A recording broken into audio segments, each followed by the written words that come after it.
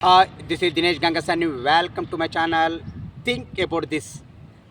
లోకసభ నియోజకవర్గాల పునర్విభజనకు సంబంధించి దేశవ్యాప్తంగా ఈ మధ్యకాలంలో బాగా చర్చ నడుస్తుందండి. మరి కేంద్ర ప్రభుత్వము లోకసభ నియోజకవర్గాల పునర్విభజన చేసినట్టయితే దక్షిణాది రాష్ట్రాలు బాగా నష్టపోతాయని చెప్పేసి ఇటు బీఆర్ఎస్ పార్టీ కావచ్చండి, అక్కడ తమిళనాడులో డిఎంకే పార్టీతో పాటు ఇంకా కొన్ని పార్టీల ప్రధాన ఆరోపణ. నిజానికి కూడా అసలు భారతదేశానికి స్వాతంత్రం వచ్చినప్పటి నుండి ఈ రోజు వరకండి ప్రతి విషయంలో ఈ నార్త్ ఇండియా డామినేషన్ అనేది సౌత్ ఇండియా పైన స్పష్టంగా కనబడుతూనే ఉంది. దీనికి సంబంధించి నేను ఒక వీడియోని ఏదో ఒక టైంలో చేసి మళ్ళీ ఒకసారి నేను అప్లోడ్ చేస్తానండి. ప్రస్తుతము మనము ఈరోజు మాట్లాడుకునే టాపిక్ వచ్చేసి లోక్సభ నియోజకవర్గాల పునర్విభజనకు సంబంధించినటువంటి అంశం గురించి మాట్లాడుకుందాం. మరి మనము సౌత్ ఇండియా వాళ్ళము చాలా విషయాలలో ముందున్నామండి నార్త్ ఇండియాతో పోల్చుకుంటే. చివరికి మీకు అందరికి తెలుసు, ఎడ్యుకేషన్ విషయంలో కావచ్చు, కుటుంబ నియంత్రణకు సంబంధించిన విషయంలో కూడా చాలా ముందున్నాము నార్త్ ఇండియాతో పోల్చుకుంటే. మరి అంత మంచిగా కుటుంబ నియంత్రణను పాటించి, ఎందుకంటే ఇక్కడ ఎడ్యుకేషన్ చాలా ఎక్కువ, చూస్తూనే తెలుస్తుంది కదండి మన సౌత్ ఇండియా ఎలా ఉంటుందనేది. మరి ఇంతలా మనము కుటుంబ నియంత్రణను పాటించి జనాభాని కంట్రోల్ చేశామండి. మరి దీనికి మనకి ఏదైనా బోనస్ వస్తుంది ఏమో అని అనుకుంటే ఈ లోక్సభ నియోజకవర్గాల పునర్విభజన బట్టి చూస్తే సౌత్ ఇండియా రాష్ట్రాలకి అన్యాయం జరిగేలానే కనబడుతుందండి.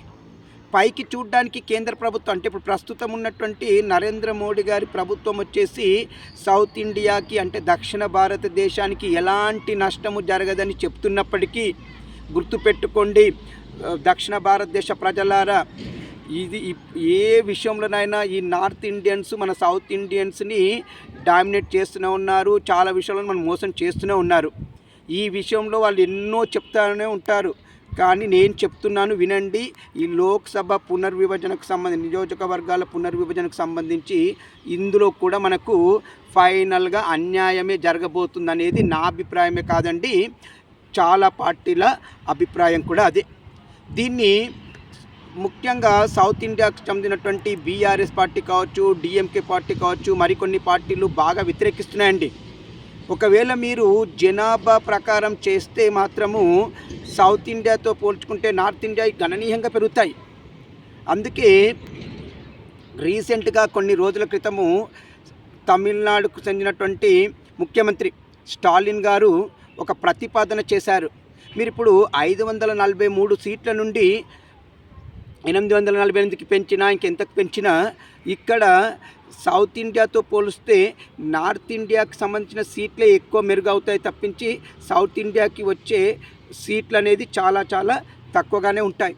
దానికి వాళ్ళు ఒక తీర్మానాన్ని ఆమోదించడం జరిగింది. అదేంటంటే 1971 జనాభా నిష్పత్తి ఆధారంగా లోక్సభ రాజ్యసభలో 2 సభల్లో ఆయా రాష్ట్రాలకు సంబంధించినటువంటి బలాలకు అనుగుణంగా నిష్పత్తికి అనుగుణంగా సీట్ల పెంపుదలను చేయాలని తమిళనాడు ప్రభుత్వము తీర్మానం చేయడం జరిగింది. మరి స్టాలిన్ ఈ తీర్మానంతో పాటు సౌత్ ఇండియా రాష్ట్రాలకు సంబంధించినటువంటి పార్టీలకు ఒక ముఖ్యమైన సూచన కూడా చేశారండి. మరి లోక్సభ నియోజకవర్గాల పునర్విభజనలో దక్షిణాది రాష్ట్రాలకి జరగబోయే అన్యాయాన్ని అరికట్టడం కోసము ఉమ్మడి కార్యాచరణ కమిటీని ఒకటి ఏర్పాటు చేయాలని, దానికి నేను ముందుండి వాటికి కావలసినటువంటి అన్నీ కూడా సిద్ధం చేయడానికి తాను ముందుంటానని, అన్ని పార్టీలతో కలుపుకొని అంటే దక్షిణాది రాష్ట్రాలకు సంబంధించిన అన్ని పార్టీలతో కలుపుకొని ఒక కార్యాచరణ కమిటీని ఏర్పాటు చేసి కేంద్రంతో పోరాడడానికి తాను సిద్ధమని చెప్పేసి స్టాలిన్ ప్రకటించడం జరిగింది. ఏది ఏమైనా దక్షిణాది రాష్ట్రాల వాళ్ళు ఇప్పటికైనా చైతన్యం తెచ్చుకొని ఒక కార్యాచరణ కమిటీని ఏర్పాటు చేసుకొని నార్త్ ఇండియా వాళ్ళతో, సెంట్రల్ గవర్నమెంట్ పక్కన పెట్టేసండి, నార్త్ ఇండియా డామినేషన్ నడుస్తుందని మన భారతదేశంలో. సో కేంద్ర ప్రభుత్వం పైన ఈ విషయంలో మాత్రము స్ట్రాంగ్గా కొట్లాడాలని నేను కోరుకుంటున్నాను. దీనికి నా ఛానల్ త్రూ నా వ్యక్తిగతంగా నా సపోర్ట్ ఉంటుంది. ఏ పార్టీకైనా ఇలా ప్రతి పార్టీకి నా సపోర్ట్ అనేది ఉంటుంది. మీరు కూడా మన దక్షిణాది రాష్ట్రాల పార్టీలకి ఈ విషయంలో మనం సపోర్ట్ చేద్దాం. మొత్తం మన డిమాండ్ నెరవేర్చుకుందాం. ఇట్లు దినేష్ గంగ.